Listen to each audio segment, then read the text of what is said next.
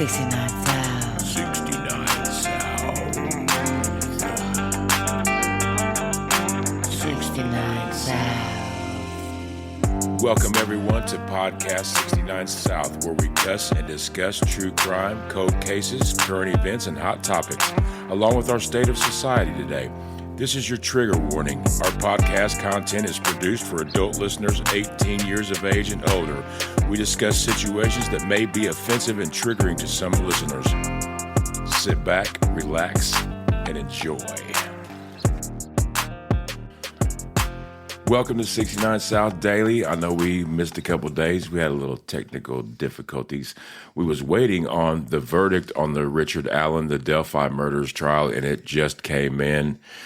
And I have to say, man, I'm pretty unhappy about it. I know opinions are like assholes, like I've told you before, but I just don't think the dude's guilty. You go from... Welcome, my co-host, beautiful Julie. I'm Chop. Evening. I just don't see how he goes from CVS manager to cold-hearted killer. And there's no other evidence to support that he would flip out like that. I agree 100%. I mean, you would literally have to believe that this dude is like the slickest fucking maniac that ever lived. I mean, I saw some shit on X. I'm going to give a shout out to Jennifer Coffin Daffer because she wrote this. This is from Richard Allen's perspective of that day. I woke up, I visited my mom, I gathered my gun and a box cutter because I was planning to rape and kill little girls. I have been a CVS clerk for over a decade and have no criminal record. I served my country as a National Guardsman without issue, but on 2/13/17, I just got the urge to kidnap two little girls, take them to someone else's property, and slit their throats after undressing them. Yes, I am 45 and have never looked at a child pornography or inquired about how to commit a murder or cover up such a murder before. I know I am only 5'4/5'5", but I think I can likely control two teenagers if they see I have a gun. I was just lucky to stumble on two girls I could attack in public. I mean, that's the shit you have to believe this dude did that day. I cannot see in my mind where this dude goes from. I thought he was a manager, not even just a clerk at CVS, but just to go from serving your country, being a homeowner, having a wife and children to, I can't put the puzzle pieces together in my head. I don't see the flip at all. And listen, everybody, I get that I'm not on the side of, the court didn't have the evidence to prove it, so he should be proven not guilty. I'm not saying none of that shit at all. I'm saying, my opinion, looking at the dude's life and shit, the fucking dude didn't go from nothing to 1,000,000 miles an hour on the wrong end of the fucking criminal spectrum. It just it just doesn't happen like that.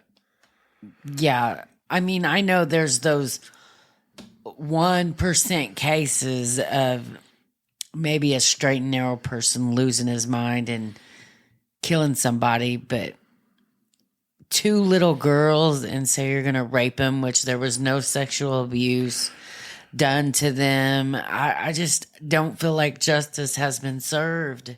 And man, God forgive me. And like I said on a previous episode, I kiss all y'all's asses if I'm wrong and it comes out that this dude did this, because God knows I have a gang of little girls, daughters, granddaughters, and I cannot stand a pedophile or anybody that would even look at a little girl wrong.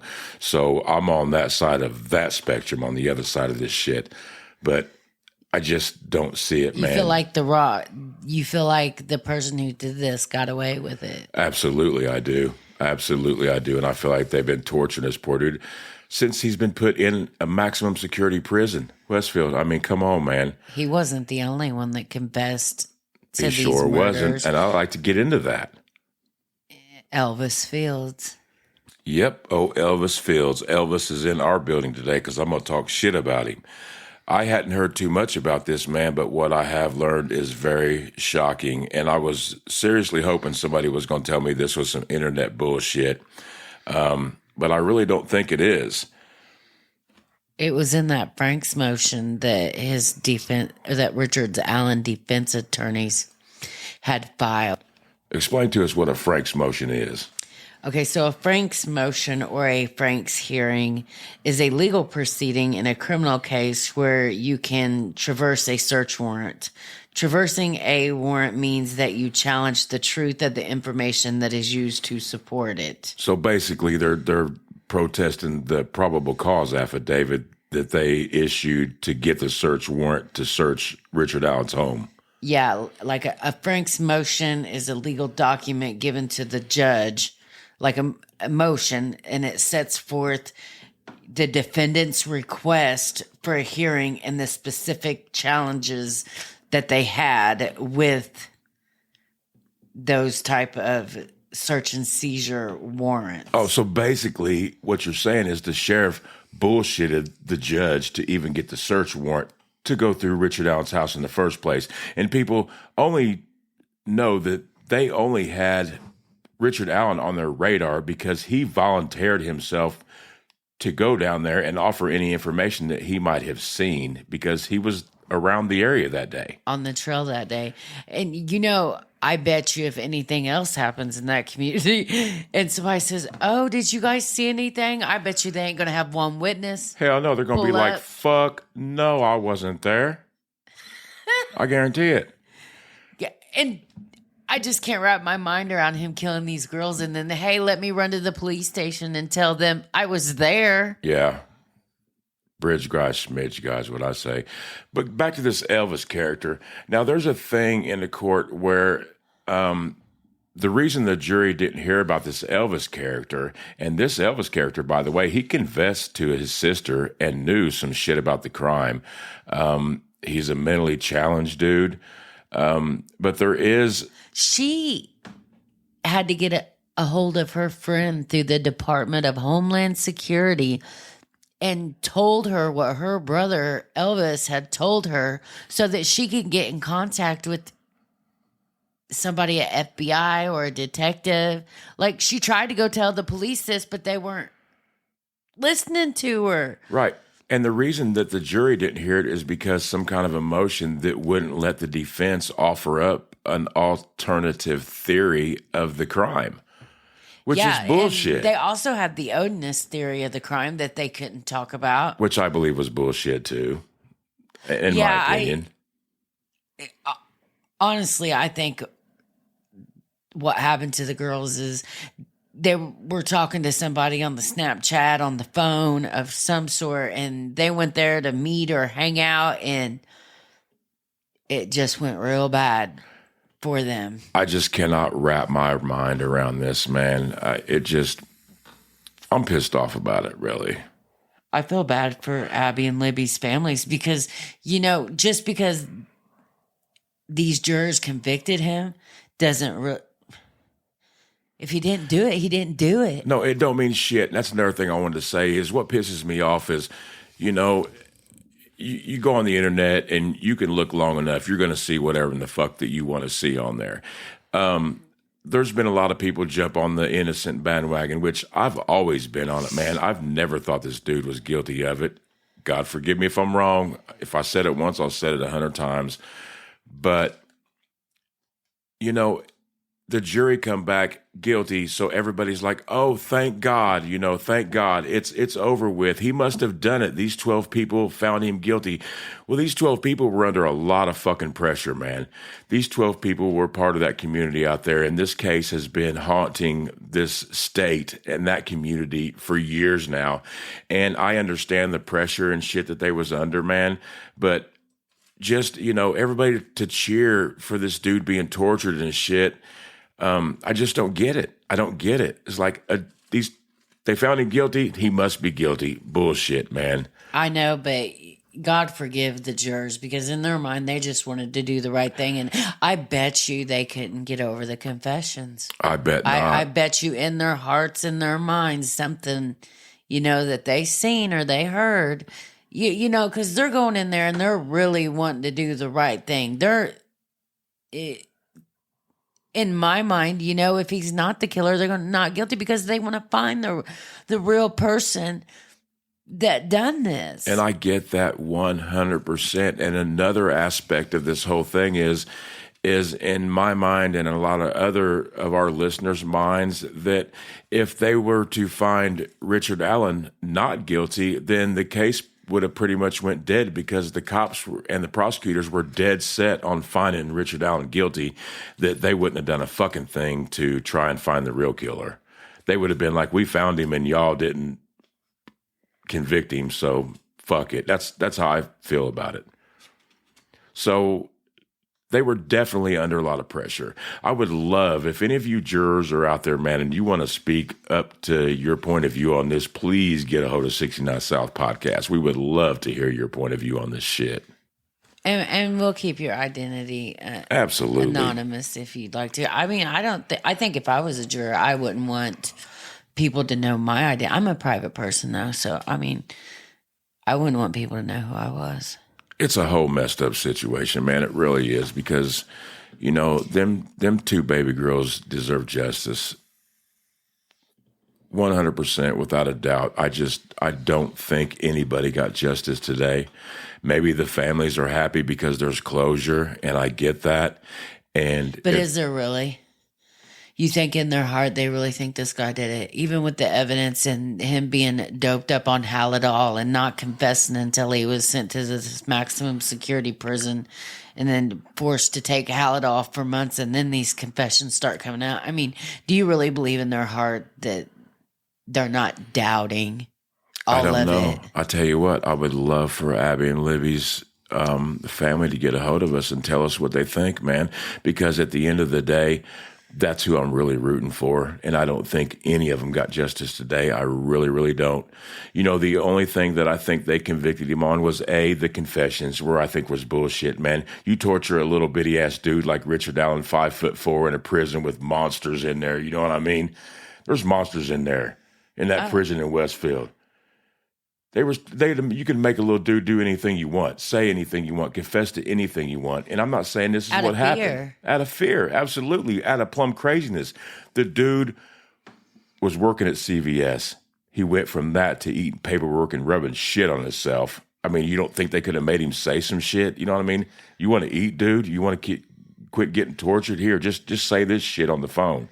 I mean, I just don't know, man. It's upsetting to me, and I wish I knew the truth. I remember when he went on the hunger strike. Do you think he went on the hunger strike because they were fucking with his food and putting all kinds of shit in his food or doing this or doing that? Absolutely. I can see them doing the worst things possible to a man that is charged with those crimes. If I was in prison and I didn't know what was going on in the outside world, and I thought this dude raped and killed two little bitty girls that was my granddaughter's or daughter's age, I'd fucking do the meanest shit in the world to him. Absolutely, I would. But when you're in Westfield, you don't know what the fuck's going on out here, man. You don't see what's really going on. All you know is what the guards and, you know, what the other criminals are telling you. And his wife is telling him on the phone. Right. Whenever he talks to her. Please, anybody, any jurors, Abby and Libby's family, man, get a hold of us of this 69 South podcast, man, and let us know what you think. Let us know what's going on in your world, man. We are only rooting for justice for the girls. That's it. You know what? Even if in their hearts they believe that justice is served, I respect that. You know, it's their family members that were lost, and it sucks because I feel horrible even thinking that Richard Allen is innocent after they've convicted him. But I feel horrible on so many sides because I feel like Abby and Libby didn't get justice and the real person who did this is still out there. And then I feel horrible for even saying what I think on our podcast because I don't want to hurt the family's feelings. Our viewers wanted to hear our honesty, baby, though. That's for real. Yeah, and I think that they would respect that. Well, they should. Anyway, man, we're going to follow this case tooth and nail, man. until it comes. It's getting appealed instantly. It's going to. It has to. I want to know the truth. I really do. And I'm just offering up my opinion. And I just, like I said it before, I'll say it again. I don't think justice was served for these two baby girls today. But we're going to move on. We got some really, really cool shit. Updates about the YSL case. If you've been listening to us, it's the Young Slime Life RICO case. Young Thug is free. We are down to 2 defendants left. They let his ass out. And let's talk about Thug Jeffrey Williams. Let's talk about his non-negotiated plea deal. Could you believe he got up there in front of the judge, non-negotiated plea, when they are asking for 45, the prosecution's asking for 45 years, and you and your lawyer are standing there asking for 5 years time served, do 15 on probation. Yeah, but man, they knew. He sat there. He sat there Brian for still a minute. knew. They knew. That judge seen it. And by the way, I thought one of the really funny parts when the judge was reading the rap song or the text and was like, "Yeah, you in beep beep beep beep." That was all Even over Hilton YouTube. was like, "Damn!" She said the N word. It was funny. It was hilarious. But anyway, man. Young Thug is out, and we have Shannon Stillwell and DeMonte Kendrick left, and they're already either Young Thug is not as smart as he looks, or he's really tweeting some shit, or somebody's hacking his shit because there's already some bullshit going on there. Oh, saying that he was talking shit about Gunna because Gunna supposedly snitched and said that YSL was a gang in his Alford plea. Yeah, but Alford plea is an Alford plea. If y'all don't know what that is, what is it? It's basically saying you're guilty without being guilty. It's basically accepting the plea but not admitting like guilt. non-contested or something. Right. Now, to us, that wouldn't be snitching, but in the rap gangster, Atlanta gangster world, that's fucking snitching. Did you hear what else he had to do? Did you know he was banned from the Atlanta area for a decade? But he has to come back 4 times a year, and he has to make anti-violence presentations, and he has to do 100 hours of community service annually while he's on probation. And if he messes up, he's got 20 years of prison hanging over his head. Wonder if that was Fani fat ass Willis backwards dress ass wearing idea. Can you believe she won re-election in Fulton County with like 70% of the vote? I wonder if Young Thug like donated to her campaign or something before she locked him up. I yeah, doubt because he it. was looking at life, man, and he got out of jail. Shit. Well, no, I mean she wasn't trying to negotiate with them at all. That's why they went up there and did a non-negotiated plea. Brian Steele was like, you just offered him 5 years time served and to go home on probation if he testified to these facts that YSL was a gang. He's like, no, we're not doing it. He said the only thing we're copping to is the guns and the drugs you found in his house. Yeah, he basically said gang activity. Look, man, you all just offered him to go home, or if he don't snitch, do 40. Fuck that. He was available for just probation 5 minutes ago, but now he ain't going to be a snitch. Now you want him to do 40 years. The judge seen right through that shit and give her props for that. Amen. Yeah. I didn't know if he was going to get up and do it because she was like, are you ready? And he sat there like for a minute, like scared to death. And then he was like, fuck it. Yeah. And got up and did it. I don't know. I kind of got respect for Young Thug, even though I don't really know who he is. And like I said before, his lyrics suck, but his beats are cool. I kind of like his persona on there, though, man. He seemed like a cool-ass dude, really. I mean, don't know. I tried to listen to a couple of them. He's a Grammy award-winning artist. I didn't even know that. I seen him on a video shooting basketball in a dress on one of his videos. It was weird. It was like a fucking Scottish. Was it a dress or like a kilt? It was probably like a kilt, you know what I mean? And I'm Irish, and I get that, but I wouldn't wear a fucking kilt on, you know what I'm saying, on the In a podcast rap video. video. Nah, I ain't doing it, man. That's not cool. Anyway, I hope Young Thug, man, I hope he, you know, betters his life. Betters himself. Maybe stays away from all the dope slinging and, allegedly bullshit that he was involved in. So we do have some updates on the Karen Reed shit, man, which I'd love to report on because it interests the fuck out of me. So lawyers for Karen Reed want a judge to order the Norfolk District Attorney Michael Morrissey to turn over any text or emails he sent about the case from his personal devices, citing an email he sent from a personal account to court officials about a blogger who believes Reed has been framed for murder. So he sent a personal email, or he sent an email, even though it was a work email, from his personal device. And if they do that, that means that it's grounds to be able to get it. Text, emails, data, like Proctor.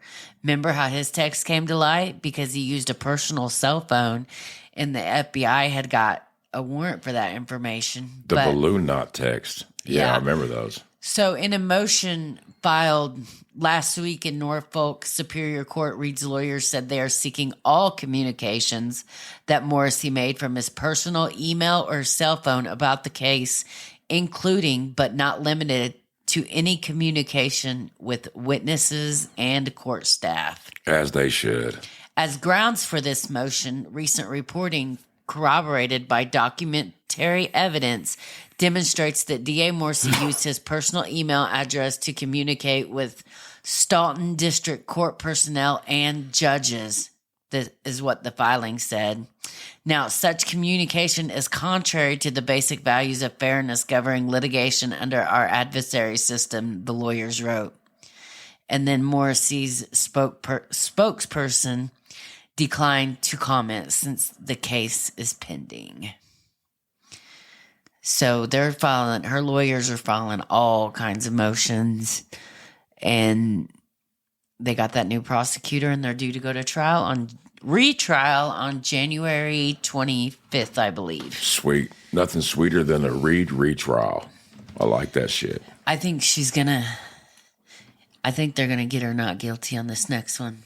As much as I don't think Richard Allen's guilty just because of the circumstances, I almost know for a fact in my heart that Karen Reed's innocent. I don't know why we have such contrary opinions on, I know 3 cases off the top that it's the Murdaugh murders, the Karen Reed saga, and the Richard Allen Delphi murders. It's like what we feel and how we see it is completely different from everybody else. It's kind of like politics, and that's all I'm going to say. I can't believe people see the shit that we see, don't see what we see in the politics aspect of this country today. But I'm not going to speak on that. Y'all probably know where I stand. I'd like to see some of those prosecutors' DMs and emails and text messages. I just feel like prosecutors has lost all ethics these days. A lot of them. I'm sure there's plenty of good ones still out there. Yeah, and it's just sad for people in the criminal justice system. Speaking of the Murdaugh trial, we're going to get into that case because we really got some mad opinions about that shit, and we would love to share our thoughts with you. And we're going to keep up on this daily shit, folks. Sorry we missed a couple of days. Like I said, it was some technical difficulties. Hell, and even if we miss a couple days, we'll be back. We may have overslept for a couple days. We do run a construction business and shit. 3 businesses. Yeah, but until then, we hope you have a good day, a good night, evening,